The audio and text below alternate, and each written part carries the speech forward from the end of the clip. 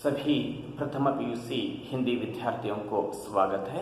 हम बिंदा रेखा चित्र देख रहे थे।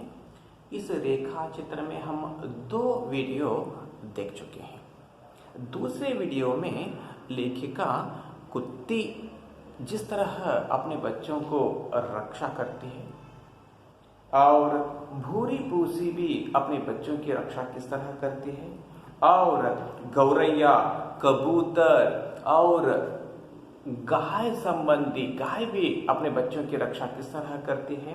अंत में लेखिका कहती है कि एक भिखारी में भी अपने बच्चों को की जो रक्षा, उसको खाने पीने के जो इंतजाम सब कुछ कैसे करती है, इसके बारे में बताती है। और अंत में यह बताती है कि इस जो संसार में जो कुछ भी कारोबार हो रहा है वह सब किनके लिए हो रहा है?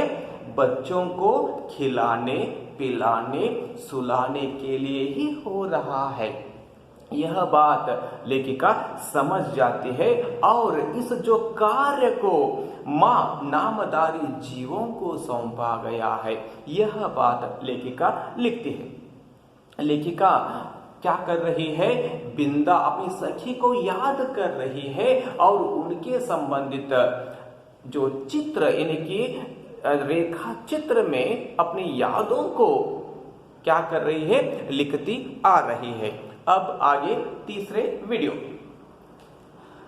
और बिंदा के भी तो माँ थी। देख लीजिए, बिंदा कौन है? महादेवी वर्मा जी की बचपन की सहेली। अभी महादेव वर्मा भी बड़ी नहीं हुई थी, तो उस संदर्भ की यानी कि बहुत ही छोटी थी, वह नासमझ थी। कौन नासमझ थी? महादेव वर्मा।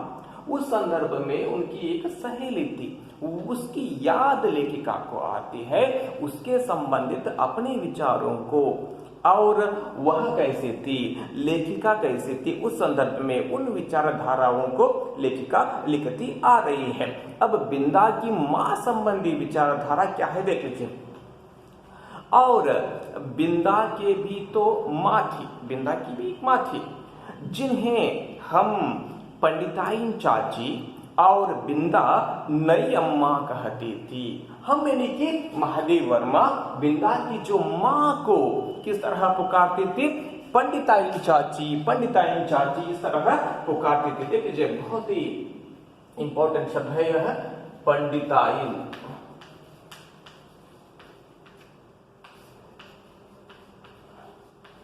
देख लीजिए, पंडित शब्द का स्त्रीलिंग रूप ही पंडिताइन। लिंग बदलिए, प्रश्न में आ सकता है। पंडिताइन, पंडित पुल्लिंग, पंडिताइन स्त्रीलिंग। लेखिका महादेव वर्मा बिंदा की मां को क्या पुकारती थी? पंडिताइन चाची, पंडिताइन चाची, इस तरह पुकारती थी। और बिंदा अपनी मां को नई अम्मा, नई अम्मा, इस तरह वह कहती थी। अब उस नई अम्मा के जो रूप रंग कैसा था, लेखिका उसके बारे में लिखती है। वे अपनी गोरी मोटी देह को रंगीन साड़ी से सजे कसे चारपाई पर बैठकर फूले गाल और चिपटी सी नाक के दोनों ओर नीले कांच के बटन सी चमकती हुई आंखों से युक्त मोहन को तेल मलती रहती थी। देख लीजिए, बड़ा वाक्य, लेकिन बहुत सारे विचारधारा। देख लीजिए, वे अपनी गोरी मोटी देह को, कौन? पंडिताइन चाची, जो बिंदा की नई अम्मा है, उसका जो रूप रंग के बारे में यहाँ पर बताते आ रहे हैं। अपनी गोरी, गोरी यानी कि सफेद, सुंदर, इस अर्थ में होता है। मोटी देह को, देखिए जहां पर पंडिताइन चाची कैसी है? मोटी है। अपनी मोटी देह को रंगीन साड़ी से सजे कसे। रंगीन साड़ी ಅಂದ್ರೆ ಬಣ್ಣದ ಒಂದು ಸೀರೆಯಿಂದ अलंकार ಮಾಡಿಕೊಂಡು सजे कसे यानी कि सजाकर, अलंकार करके चारपाई पर बैठकर, चारपाई यानी कि खाट, चारपाई पर बैठकर फूले गाल। देख लीजिए पंडितायन चाची के जो गाल कैसे थे, फूले हुए थे, ಅಂದ್ರೆ ಉಬ್ಬಿದ್ದು ಅನ್ನೋ ಅರ್ಥವನ್ನು ಇಲ್ಲಿ ಕೊಡ್ತೈತಿ।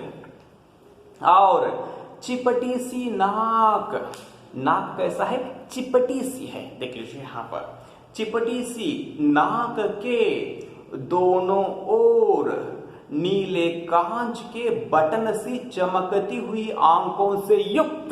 देख लीजिए यहाँ पर क्या बताती आ रही है, कैसे लेखिका उसका जो वर्णन कर रही है। देख लीजिए यहाँ पर फूले गाल और चिपटी सी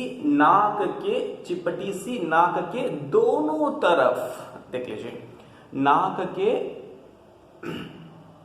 देख लीजिए यहां पर चिपटी सी नाक के दोनों ओर नीले कांच के बटन सी, आंख कैसे है उसकी, नीले कांच की बटन सी, बटन की तरह, बटन सी इसका अर्थ है बटन की तरह चमकती हुई आंखों से युक्त। उनकी आंखें क्या हो रहे थे, चमक रही थी, उस तरह वह थी।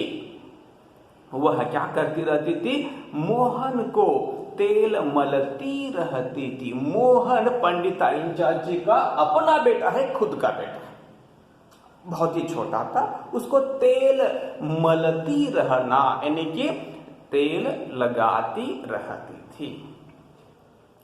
उनकी विशेष कारीगरी से संवारी पाटियों के बीच में लाल शाही की मोटी लकीर सा सिंदूर, उनिंदी सी आंखों में काले डोरे के समान लगने वाला काजल, चमकीले कर्णफूल, गले की माला, नगदार रंग बिरंगी चूड़ियां और घुंघरूदार बिछुए मुझे बहुत भाते थे, क्योंकि यह सब अलंकार उन्हें गुड़िया की समानता दे देते थे। देखिए कैसे वर्णन कर रही है, उनकी विशेष कारीगरी से संवारी, यानी कि पंडिताइन चाची को विशेष कारीगर लोग, यानी कि कारीगर यहाँ पर निर्माण करने वाले, लेकिन यहाँ पर हमें क्या समझना है, अलंकार करने वाले कारीगर, उस तरह के जो लोगों से इसको अलंकार किया गया हो ऐसा लगता था। किनको अलंकार किया गया हो, पंडिताइन चाची को। देख लीजिए आगे, देख लीजिए संवारी, संवारना यानी कि अलंकार किया गया। पाटियों के बीच में, पाटी और आईब्रोज के जो बीच में, यहां पर बीच में लाल शाही की मोटी लकीर सा सिंदूर, लाल शाही मोटी लकीर, लकीर यानी कि लाइन मेथड, उस तरह वह क्या की थी, सिंदूर लगाई थी। उनिंदी सी आंखों में, उनकी जो आंखें कैसे दिखाई देती थी, उनिंदी, उनिंदी शब्द का अर्थ है नींद से भरा हुआ आंखें। जब भी देखते थे उसके आंखों में नींद है ऐसा लगता था। देखिए उनिंदी सी आंखों में काले डोरे के समान लगने वाला काजल, वह काजल लगाती थी। कैसे लगाती थी, डोरे के समान, काले डोरे के समान। ಡೋರೆ ಅಂದ್ರೆ ದಾರದ ಹಾಗೆ ತೆಳ್ಳಗಾಗಿ ಏನ್ ಮಾಡ್ತಿದ್ಲು, ಕಾಜಲ್ ಅಂದ್ರೆ ಕಾಡಿಗೆಯನ್ನ ಹಚ್ಕೊಂಡಿರ್ತಿದ್ಲು ಅಂತಕ್ಕಂಥದ್ದು, लगने वाला काजल। चमकीले कर्णफूल, चमकीले कर्णफूल कान में पहनने के जो आभरण चमकती रहती थी। गले की माला, गले में एक माला पहनी रहती थी। नगदार रंग बिरंगी चूड़ियां, हाथ में सुंदर, नगदार शब्द का अर्थ है सुंदर, रंग बिरंगी चूड़ियां, ಬಣ್ಣ ಬಣ್ಣದ ಬಳೆಗಳನ್ನು ಹಾಕಿ ಹಾಕೊಂಡಿರ್ತಿದ್ದು। और घुंघरूदार बिछुए, पांव में वह क्या पहनी रहती थी, घुंघरूदार बिछुए। बिछुए ಅಂದ್ರೆ ಪಾಜೆ ಬನ್ನು ಅರ್ಥವನ್ನ ಕೊಡ್ತೈತೆ, ಅಂದ್ರೆ ಕಾಲು ಚೈನ ನೀವೇನ್ ಹೇಳ್ತಾರಲ್ಲ ಅದು।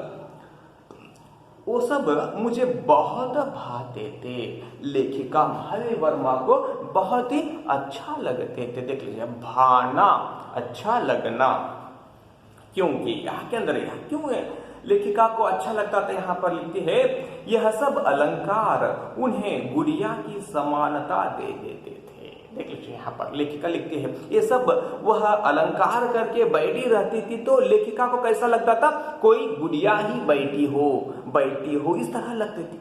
गुड़िया अंदर बॉम्बे हंडिया की कुत्कुंडिर्तिद्लु अंतकंत अर्थ, इसलिए लेखिका को बहुत अच्छा लगता था। आगे देख लीजिए, यह सब तो ठीक था, पर उनका व्यवहार विचित्र सा जान पड़ता था। देखने में तो वह बहुत अच्छी लगती थी या सुंदर लगती थी, लेकिन उनका जो व्यवहार विचित्र सा जान पड़ता था, विचित्र सा लगता था। क्या है उनका व्यवहार, कैसा है उनके व्यवहार, किनका व्यवहार, पंडिताई चाची का जो व्यवहार कैसा था उसके बारे में लेखिका लिखती है। सर्दी के दिनों में जब हमें धूप निकलने पर जगाया जाता था, सर्दी के दिनों में हमें इनके लेखिका को इनके घर में, क्योंकि लेखिका उस वक्त बहुत ही छोटी थी, तो उनकी जो माँ उनको धूप निकलने पर जगाया जाता था। गर्म पानी से हाथ मुंह धुलाकर, देख लीजिए बच्चों को क्या करते हैं, जो ठंड के दिनों में बच्चों को गर्म पानी से ही हाथ मुंह धोते हैं, उसी तरह महादेव वर्मा जी को भी उनकी माँ क्या करती थी, गर्म पानी से हाथ मुंह धुलाकर मोजे, जूते और ऊनी कपड़ों से सजाया जाता था। उसको क्या पहनाया जाता था, मोजे अंदर कालू चील करते अदु सॉक्स इंग्लिश में करते हुए, जूते पहनाए जाते थे और ऊनी कपड़ों से, ठंड रहती थी तो ऊनी कपड़ों से सजाया जाता था और मना मना कर गुनगुना दूध पिलाया जाता था। मना मना कर, इसका अर्थ क्या है, धीरे धीरे शब्दों में उनको मनाते थे। ಅದನ್ನು ರಂಭಿಸುವುದು ಅಂತ ನೀವೇನ್ ಕರಿತಿರಲ್ಲ ಅದು ಆ ರೀತಿಯಾಗಿ ಮನ कर गुनगुना दूध ಅಂದ್ರೆ हल्का गर्म दूध पिलाया जाता था। तब देख लीजिए इस तरह इनके घर में जो बात चलती रहती थी, किनके घर में, महादेवी वर्मा जी के जो घर में चलती थी, तो उस वक्त क्या होता था देख लीजिए, तब पड़ोस के घर में पंडिताई चाची का स्वर, देख लीजिए पड़ोस के घर में, कि महादेवी वर्मा जी के घर के बाजू में ही बिंदा का जो घर था, उसके घर से पंडिताई चाची का क्या आता था, देख लीजिए पड़ोस के घर में पंडिताई चाची का स्वर यानी कि आवाज उच्च से उच्चतर होता रहता था। उच्च यानी कि ज्यादा, उसका स्वर ज्यादा होता ही रहता था, यानी कि वह चिल्लाती रहती थी। क्या चिल्लाती रहती थी, यहां पर आगे बताया जाता है, देख लीजिए, यदि उस गर्जन तर्जन का, यदि उस गर्जन तर्जन, किस गर्जन तर्जन, पंडिताई चाची का गर्जन तर्जन का कोई अर्थ समझ में न आता तो, अगर उसका अर्थ लेखिका को यानी कि महादेव वर्मा जी को समझ में न आता तो मैं उसे श्यामा के रंभाने के समान स्नेह का प्रदर्शन भी समझ सकती थी। देख लीजिए, अगर उस गर्जन तर्जन का अर्थ लेखिका को समझ में नहीं आता था तो वह क्या समझती थी, श्यामा के रंभाने के समान, श्यामा यानी कि इनके घर का जो गाय, रंभाना आवाज के समान समझती थी। लेकिन यहां पर क्या बताती है, देख लीजिए, परंतु उसकी शब्दावली परिचित होने के कारण, किसकी शब्दावली, पंडिताई चाची का जो शब्दावली परिचित होने के कारण ही कुछ उलझन पैदा करने वाली थी। उलझन पैदा करना यानी कि समस्या पैदा करना। उसके आवाज को सुनकर लेखिका के मन में कुछ समस्या पैदा होने लगती थी, अलग अलग विचारधाराएं आने लगती थी। परंतु उसके ये होगा ना, देख लीजिए उनकी जो शब्दावली कैसे थे, यहां पर उठती है या आऊं, देख लीजिए पंडिताई चाची किसे बुलाती रहती थी, इस तरह बिंदा को बुलाती रहती थी, बिंदा को उठाती रहती थी, महादेवी वर्मा जी के घर में क्या करते थे, सुबह सुबह महादेव वर्मा जी को उठाते थे, गर्म पानी से हाथ मुंह धोते थे और दूध पिलाया जाता था। लेकिन बिंदा के घर में पंडिताइन चाची का जो स्वर उच्च से उच्चतर होता रहता था। जो क्या स्वर, उनके बारे में बताते हैं। उठती है या आऊं, बैल के से दीदे क्या निकाल रही है, बैल के से दीदे, दीदे शब्द का अर्थ है आंख, बैल ಅಂದ್ರೆ ಎತ್ತು ಅನ್ನೋ ಅರ್ಥವನ್ನ ಕನ್ನಡದೊಳಗೆ ಕೊಡ್ತೀವಿ। बैल के से दीदे, बैल ಅಂದ್ರೆ ಎತ್ತಿನ ಹಾಗೆ ಇರತಕ್ಕಂತ ಕಣ್ಣುಗಳನ್ನ क्या निकाल रही है।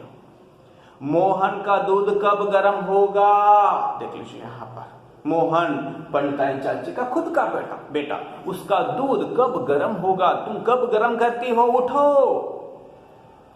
अभागी मरती भी नहीं, देख लीजिए, अभागी भाग्यहीन इस अर्थ में, मरती भी नहीं। आदि वाक्यों में जो कठोरता की धारा, इस तरह के जो अलग अलग वाक्यों में उसकी जो बात कठोरता से बहती रहती थी, कठोरता की धारा बहती रहती थी, उसे मेरा अबोध मन भी जान ही लेता था।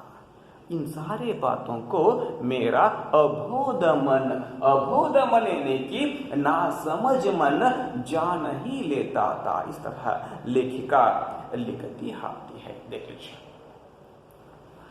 कभी कभी जब मैं ऊपर की छत पर जाकर उस घर की कथा समझने का प्रयास करती, एक बार मैं क्या करती थी, ऊपर के छत पर जाकर खड़ी होती थी और उस घर की कथा को, उस घर में क्या चल रहा है, इन विचारों को समझने की जो प्रयास करती, प्रयत्न करना, तब मुझे उस वक्त क्या होता था, देख लीजिए, तब मुझे मैली धोती लपेटे हुए बिंदा ही आंगन से चौके तक फिरकनी सी नाचती दिखाई देती।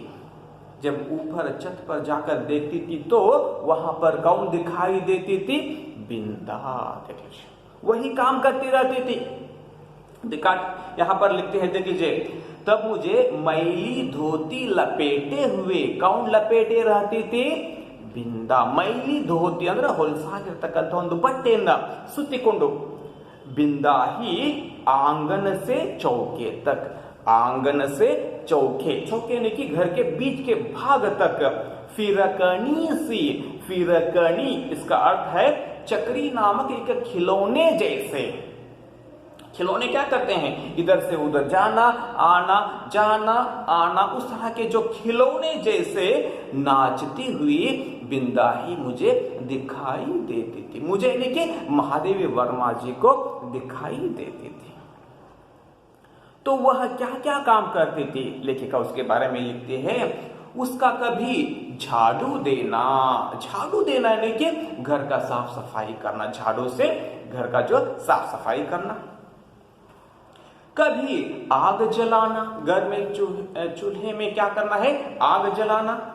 कभी आंगन के नल से कलसी में पानी लाना, फिर कलसी यानी कि छोटे से जो घड़ा, उसमें पानी लाना।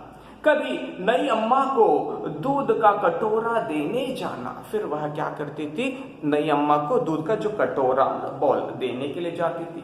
मुझे बाजीगर के तमाशा जैसे लगता था। ये सारे कार्य कैसे लगते थे, बाजीगर के तमाशा जैसे। बाजीगर ಅಂದ್ರೆ जादूगर, जादूगर जिस तरह तमाशा करते रहते हैं ना, उसी तरह लेखिका महादेव वर्मा जी को भी बिंदा के यह सब कार्य बाजीगर के तमाशा जैसे लगता था। क्योंकि मेरे लिए तो वे सब कार्य असंभव से थे। मेरे लिए वो सब काम किनके लिए, महादेव वर्मा के लिए। जो बिंदा जो कार्य कर रहे थे वे सारे कार्य असंभव थे, यानी कि इसको करना नहीं आता था। पर जब उस विस्मित कर देने वाले कौतुक की उपेक्षा कर पंडिताइन चाची का कठोर स्वर गूंजने लगता, जिसमें कभी कभी पंडित जी की घुड़की का फुट भी रहता था। देख लीजिए यहाँ पर जब उस विस्मित कर देने वाले कौतुक की उपेक्षा कर लेखिका को, यानी कि महादेव वर्मा जी को विस्मित कर देने वाली बात थी, आश्चर्यचकित कर देने वाली बात थी। कौन सी बात? बिंदा जो कुछ भी कार्य कर रही थी, उन सारे कार्य लेखिका महादेव वर्मा जी को विस्मित कर देने वाली थी, लेकिन उन सारे कार्यों को उपेक्षा करती है पंडिताइन चाची। उपेक्षा करना यानी कि तिरस्कार करना। तिरस्कार करके वह क्या करती थी? अपने कठोर स्वर से उसे डांटती रहती थी। लेकिन इसी संदर्भ में कभी कभी पंडित जी की घुड़की, पंडिताइन, पंडित यानी कि बिंदा के जो पिता, उसकी घुड़की, उसकी भी डांट पंडिताइन चाची के साथ एक बार मिल जाती थी। देख लीजिए,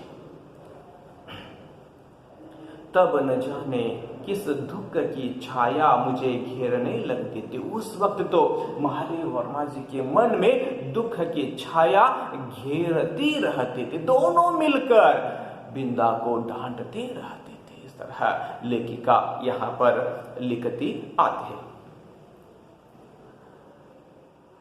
है। जिसकी सुशीलता का उदाहरण देकर मेरे नटखटपन को रोका जाता था, वही बिंदा घर में चुपके चुपके कौन सा नटखट करती रहती है, इसे बहुत प्रयत्न करके भी मैं न समझ पाती थी। देख लीजिए, उसकी सुशीलता यानी कि अच्छा कार्य का जो उदाहरण देकर इनके घर में महादेवी वर्मा जी के जो घर में, देख लीजिए यहाँ पर इनके नटखटपन को रोकने की कोशिश करते थे। किनकी नटखटपन को?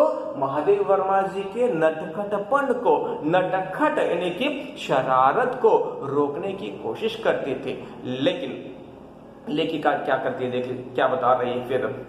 वही बिंदा घर में, अपने जो घर में चुपके चुपके कौन सा नटखटपन करती है, इसे बहुत प्रयत्न करके भी मैं न समझ पाती। वह कौन से नटखटपन करती है, उसको देखने के लिए बहुत कोशिश करती है, लेकिन महादेव वर्मा जी को बिल्कुल समझ में नहीं आया। मैं एक भी काम नहीं करती थी। मैं यानी कि लेखिका एक भी काम नहीं करती थी, क्योंकि वह बहुत छोटी थी। देख लीजिए, और रात दिन ऊधम मचाती रहती। ऊधम मचाना, शरारत मचाना। पर मुझे तो माँ ने इतना कुछ होने के बावजूद भी, मैं तो मेरे घर में शरारत मचाती रहती थी, लेकिन मेरी माँ, देख लीजिए, पर मुझे तो माँ ने न मर जाने की आज्ञा दी और न आंखें निकाल लेने का भय दिखाया। देख लीजिए यहाँ पर पंडिताइन चाची बिंदा को क्या करती थी? डांटती थी। कैसे डांटती थी? आंख निकाल लेती हूं, इस तरह डांटती थी। लेकिन मेरी मां कभी ऐसे नहीं डांटी। देख लीजिए, एक बार मैंने पूछा भी, एक बार मेरी मां को मैंने पूछा, क्या पूछा? देख लीजिए, क्या पंडिताइन चाची तुम्हारी तरह नहीं है? इस तरह मैंने मेरी मां को पूछा, क्या पंडिताइन चाची तुम्हारी तरह नहीं है? इस तरह प्रश्न करती है अपनी मां से। मां ने मेरी बात का अर्थ कितना समझा यह तो पता नहीं। मेरी बात का अर्थ कितना समझा यह तो मुझे पता नहीं। उनके संक्षिप्त मेरी मां अब संक्षेप रूप में क्या उत्तर देती है? हाँ करके मुझे उत्तर देती है। इस उत्तर से न बिंदा की समस्या का समाधान हो सका और न मेरी उलझन सुलझ पाई। इस मां के जो उत्तर से, कौन से उत्तर से? हाँ, इस उत्तर से बिंदा की समस्या भी दूर नहीं हुई और मेरी जो समस्या, मेरी जो उलझन भी सुलझ न पाई, दूर नहीं हुई, समस्या का जो समाधान भी नहीं हो पाई। इस तरह लेखिका यहाँ पर लिखती आती है। यहाँ तक तीसरे वीडियो को समाप्त करेंगे, फिर अगले वीडियो देखेंगे। धन्यवाद।